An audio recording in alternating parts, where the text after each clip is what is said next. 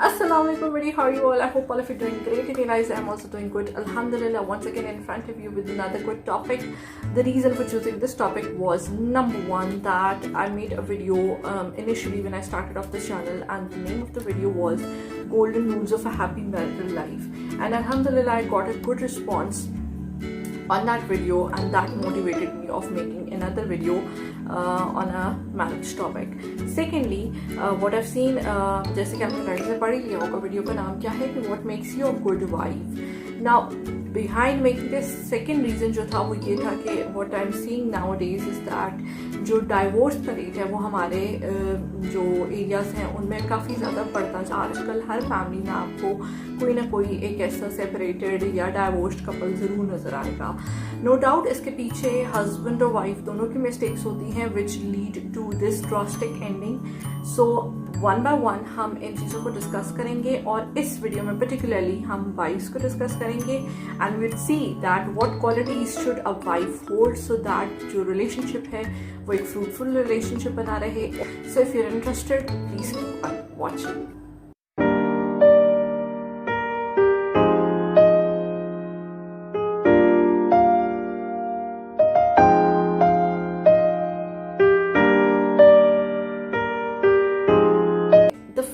And the most important point is secret keeping, जो कि key rule है behind be you a husband or be you a wife. Secret keeping is the key to a good relation. आपने एक दूसरे के राज को, जैसे कि कुरान मजीद में भी है कि मियाँ और बीवी एक दूसरे का लिबास है. So when you are sharing your respect, when you're sharing your each and everything, ये आपके ऊपर लाजिम है कि आप एक दूसरे के राजों को भी जो है वो छुपा के रखें. एंड चूंकि not all but majority of the women पेट की थोड़ी हल्की होती हैं, and they do share their secrets, their very important marital secrets with friends, with the family, with the relatives, you know, चाहे वो आप खुशी से ही क्यों ना कर रहे हो, but your husband, your spouse may not be liking it. Anybody else talking about your relationship or anything that he has told you to keep secret. Second most important point is stop comparing your relationship with any other relationship. आपके relationship की अपनी limits, boundaries, resources and circumstances हैं. How can you compare it with anyone else? Being a wife आप क्या करते हो, आप छोटी से छोटी बात पे भी दूसरे के साथ comparison, specially the newly weds, कि फलाने के पास तो इतने इतनी की शॉपिंग हुई है. मतलब this is something really common, but मैं इस इशू को इसीलिए हाईलाइट कर रही हूँ बिकॉज इसी तरह की कॉमन मिस्टेक्स जो हैं वो आपको एक ड्रास्टिक एंडिंग की तरफ ले जाती हैं. ठीक है, so a very common thing, फलाने की मियाँ ने इतनी शॉपिंग करा ली, you make me do that as well. ठीक है, मे बी आपके हस्बैंड के पास इतने रिसोर्सेज ना हो, उन्होंने इतने घर ले लिए, इतने प्लॉट्स ले लिए, यहाँ इन्वेस्टमेंट्स कर दी, let us do as well. आपके अपने रिसोर्सेज हैं, आपके मियाँ के कुछ अपने लाइफ के गोल्स हैं, और उसने उसके अकॉर्डिंग मूव होना है. अगर आप अपने आप को दूसरों से कंपेयर, ये सिर्फ हस्बैंड और वाइफ के रिलेशनशिप में नहीं, it's a general phenomena. If you would start comparing unnecessarily yourself with others, तो आप इंफीरियोरिटी कॉम्प्लेक्स का शिकार हो जाएंगे. You can not have everything. You are blessed, आप अपनी चीज़ों में ब्लेस्ड हैं, और अगर आप अपने आप को दूसरों के साथ कंपेयर करना शुरू कर दोगे तो मैरिटल लाइफ में तो प्रॉब्लम्स आएंगे ही आएंगे. वैसे भी आपकी नॉर्मल लाइफ के अंदर you would start facing inferiority complex, and you would not be thankful to the Lord for whatever he has blessed you with. So please stop comparing. Stop blaming your husband for low earning. Again, this point is linked to comparison. कि अपने मियाँ की कमाई को किसी दूसरे के साथ कंपेयर मत कीजिए, बिकॉज अगेन आपके मियाँ की अपनी लाइफ, अपनी जॉब है. ठीक है, और वो जितना उससे मैक्सिमम हो सकता है ऑब्वियसली वो कर रहा होगा. अगर उसमें आपकी जो जायज़ जो बेसिक नेसेसिटीज़ हैं, if they are being fulfilled, then you should try to be happy in that particular income. और अगर आपकी बेसिक नेसेसिटीज़ फुलफिल नहीं हो रही हैं, या कुछ ऐसी विशेज़ हैं या ख्वाहिशात, second source of income generate करने की कोशिश कीजिए बजाय उसको ताना देने के, बिकॉज अगर आप अपने मियाँ को ताने देना शुरू हो जाएंगे कम कमाई के, तो अल्टीमेटली स्ट्रेस इश्यूज उसके अंदर जनरेट होना शुरू हो जाएंगे. Then that would lead to anxiety and other psychological disorders. The next point is that if you have an argument with your husband, that argument should be within the boundaries of your room. अगर आप यही argument public में या outside the room करते हो, if you living in joint, तो उसका कोई भी पॉजिटिव आउटकम आपके सामने नहीं आता. क्यों? क्योंकि पहली चीज़, ख़राब करने वाली दुनिया तो वैसे ही बहुत ज़्यादा होती है.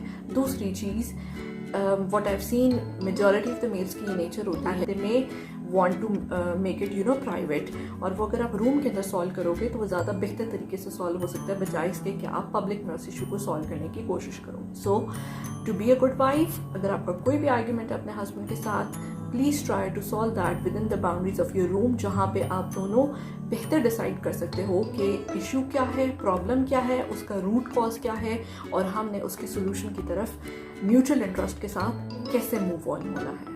Please take care of items of husband. मियाँ की हर चीज़ का, उसकी ऑफिशियल चीज़ों का, उसकी खाने पीने की चीज़ों का, उसके क्लोजेट का, हर चीज़ का ख्याल रखना बीइंग अ गुड वाइफ आपकी जिम्मेदारी है.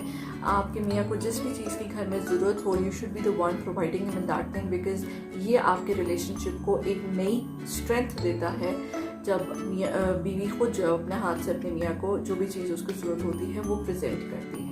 Okay, so trust your husband. This is a very important point, because एक रिलेशनशिप के अंदर, चाहे वो हस्बैंड वाइफ का हो, चाहे वो फ्रेंड्स का रिलेशनशिप हो, चाहे वो mother daughter, be that be any relationship, उसके अंदर ट्रस्ट बहुत ज़्यादा काउंट कर रहा होता है. बिकॉज अगर आपका मियाँ का बीवी के ऊपर से या बीवी का मियाँ के ऊपर से ट्रस्ट उठ जाए तो वो दोबारा से बहुत मुश्किल से बिल्ड होता है. ये उसी शीशे की तरह होता है, but one crack never goes away. So ये रिलेशनशिप उसी तरह से है कि अगर आपने एक दफ़ा अपने मियाँ का ट्रस्ट गेन कर लिया तो उसके बाद जो है आपको चाहिए कि आप उस ट्रस्ट को मेनटेन करके रखें एंड कोशिश करें कि उस ट्रस्ट को ब्रेक ना होने दें. बिकॉज उसके बाद आप जो मर्जी एफर्ट कर लेंगी, वो जो एक आपकी मिस्टेक है, वो जो एक मिसट्रस्टिंग का एक फैक्टर है, you will not be able to remove that thing again. Fuck your husband. Husband एक ऐसी चीज़ होते हैं जिनको जब भी कोई भी वो लाइफ में नया कोई भी काम कर रहे होते हैं तो उन्हें पीछे से बार बार एक पुश की ज़रूरत होती है.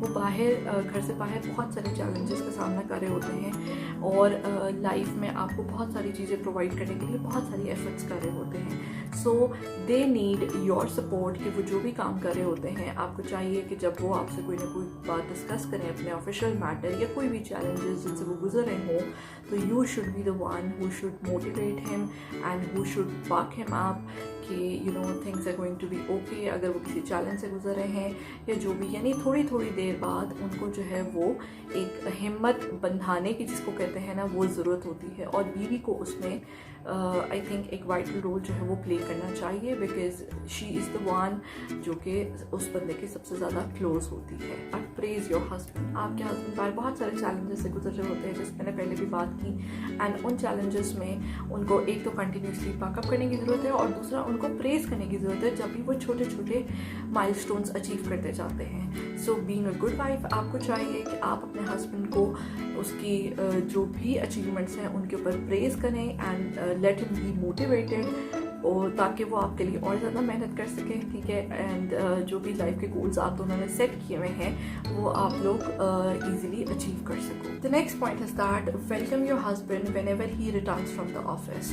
जब इंसान बाहर से आता है तो वो बहुत सारे लोगों के साथ मिल मिला के बहुत सारे इश्यूज़ को रिजॉल्व करके आ रहा होता है और बहुत ज़्यादा टायर्ड होता है, और उस वक्त एक मियाँ को ये ज़रूरत होता है कि घर पे जो उसकी बीवी उसको एक प्रॉपर अच्छे तरीके से वेलकम करे. ये एक बड़ी कॉमन मिस्टेक है जो बहुत सारी औरतें करती हैं, और वो ये कि जैसे ही मियाँ घर से अभी एंटर होता नहीं है कि जो भी मसले मसाइल होते हैं उनकी पूरी लिस्ट तैयार होती है और वो उसके सामने प्रेजेंट कर दी जाती है. Now, I do not say that you should not be discussing the problems with your husband, but आपको वो प्रॉब्लम्स एक राइट टाइम पे उससे डिस्कस करनी चाहिए. जिसको वो ऑफिस से वापस आए आपके हस्बैंड, तो you should B welcoming him in a very good way, एक ऐसे मूड के साथ जो कि उसके मूड को भी, उसकी थकन को कम कर दे और उसके मूड को प्लेजेंट कर दे और उसको वाकई घर आने का दिल करे. ये ना हो कि घर आऊँगा तो बहुत सारे प्रॉब्लम्स मेरे सामने खड़े होंगे. The best time to discuss issues with your husband is the later time. ठीक है, वो आपका रात का टाइम हो सकता है, जब आप चिल कर रहे हो, या फिर early morning. I have seen some husbands जो कि अर्ली मॉर्निंग में they are really fresh and they are ready to listen and resolve your issues, so you can utilize that time in discussing your problems and getting a solution for that. Be calm during fights. जब आपके मियाँ के साथ fight हो तो उसमें आपने काम रहना है। अब ड्यूरिंग दैट फाइट आप आगे से ज़्यादा ऑपोजिशन शो करेंगी तो आपका जो मसला है वो यहाँ से यहाँ तक पहुँच सकता है, ठीक है, बजाय सॉल्व होने के वो ज़्यादा बिगड़ सकता है।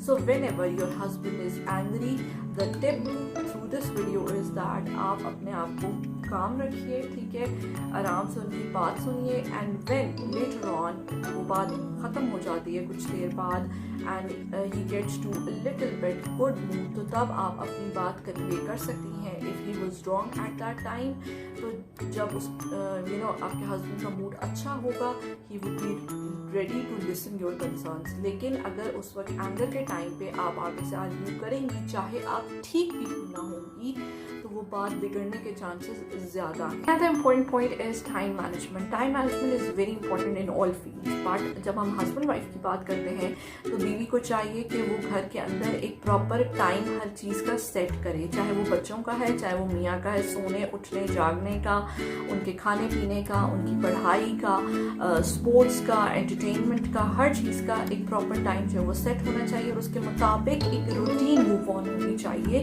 ताकि आप जो है जो आपने लाइफ में गोल सेट किए हुए हैं उनको आप अचीव कर पाओ। अगर आप हेयर इसी तरह से इधर उधर अपनी डेली की रूटीन को सेट करोगे और किसी चीज़ का कोई प्रॉपर टाइम नहीं होगा, तो you will not be able to achieve the goals that you set for your children और फॉर योर हस्बैंड, बिकॉज चीज़ें बहुत मेसअप हो जाएंगी। So point is that along with a good wife you have to be a good mother as well, because बच्चे एक ऐसा connection होते हैं आप दोनों के दरमियान जो कि आपके रिलेशनशिप को बहुत ज़्यादा स्ट्रेंथन कर देते हैं। They are not that tie you two together. So आपकी जिम्मेदारी ये है कि आप बच्चों की एक बहुत अच्छी अपब्रिंगिंग करें, उनको बहुत अच्छे मॉरल वैल्यूज सिखाएं, उनकी एजुकेशन अच्छी करें, ठीक है, क्योंकि माँ एक ऐसी चीज़ होती है जो कि हर बच्चे की पहली जो है वो दरसगाह, पहली तरबियत का होती है। सो अगर आप अपने बच्चों की अच्छी सी तरबियत करेंगी और वो कल को एक अच्छे सिटीज़न बन के जो है वो निकलेंगे, तो अगेन वो आपके रिलेशनशिप में आपके हस्बैंड के सामने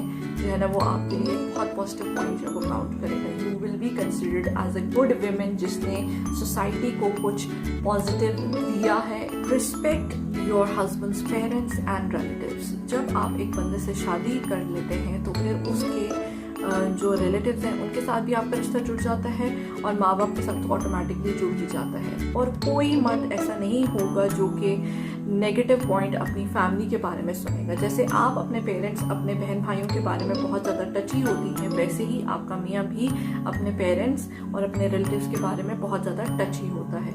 सो अगर आपने अपने मियाँ का दिल जीतना है, so you have to be, एक तो वैसे ही आपकी मॉरल वैल्यूज़ में भी ये चीज़, आपकी एथिक्स में भी ये चीज़ आती है कि आपको दूसरों के साथ जो है वो अच्छे टर्म्स रखने चाहिए। But to be a good wife आपको चाहिए कि आप जो पेरेंट्स हैं, हस्बैंड के जो सिबलिंग्स हैं, उनको भी वैसी ही ट्रीटमेंट दें जैसे जो है वो आप अपने पेरेंट्स या अपनी सिबलिंग्स के लिए एक्सपेक्ट करती हैं। कि आपका मियाँ इन तमाम चीज़ों से कितना खुश होता है और अल्टीमेटली ये चीज़ आपके रिलेशनशिप के ऊपर कितना पॉजिटिव असर जो है वो छोड़ती है। Another very important point is prioritizing your husband. When you married a certain person, तो फिर आपकी लाइफ में टॉप मोस्ट पोजीशन जो है वो उस बंदे की होनी चाहिए। आप कोई डिसीजन ले रहे हो, आप लाइफ में जो कुछ भी कर रहे हो, उसमें आपके मियाँ की विल ज़रूर शामिल होनी चाहिए। और आप देखिएगा कि अगर आप अपने हस्बैंड को प्रायोरिटाइज करेंगी तो फिर ही आप लोगों की जो गाड़ी है वो एक स्मूथ रन पे जाएगी, जब आप दोनों म्यूचुअल इंटरेस्ट से हर काम कर रहे होंगे और ये ना हो कि मियाँ इधर जा रहे हैं और बीवी उधर जा रही है, तो अल्टीमेटली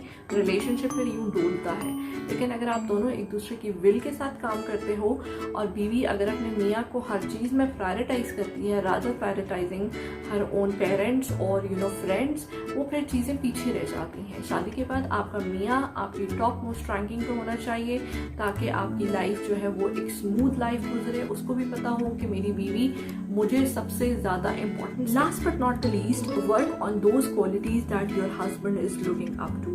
आपको एज अ वाइफ पता होगा कि आपका हस्बैंड कौन सी क्वालिटीज़ आपके अंदर एज अ पार्टनर देखना चाह रहा है, and by doing personal effort आप वो क्वालिटीज़ अपने अंदर इनकॉर्पोरेट करने की कोशिश कीजिए ताकि you should be called as a good wife. मैं इस वीडियो को इस नोट पे एंड करूँगी। मेरे फादर एक कोटेशन जो है वो हमेशा कोट करते हैं कि अगर आप एक अपने मियाँ को किंग बनाकर चलेंगी तो ही आप क्वीन कहलाएंगी, और अगर आप अपने मियाँ को नौकर बनाकर चलेंगी तो आप नौकरानी कहलाएंगी। Now I leave this decision to you guys कि आप एक क्वीन बन के चलना चाहती हैं या नौकरानी बन के जो है वो चलना चाहती हैं। Thank you for watching the video. I hope आपको वीडियो अच्छी लगी होगी। Please share it with your friends and family. Also subscribe to the channel if you haven't subscribe yet, and I meet you in the next video. तब तक अपना बहुत सारा ख्याल रखिएगा, मुझे और मेरी फैमिली को अपनी दुआ में याद रखिएगा, अपना फीडबैक देना मत भूलिएगा। मैं मिलूंगी आपसे अगली वीडियो में। तब तक टेक केयर, अल्लाह हाफ़िज़।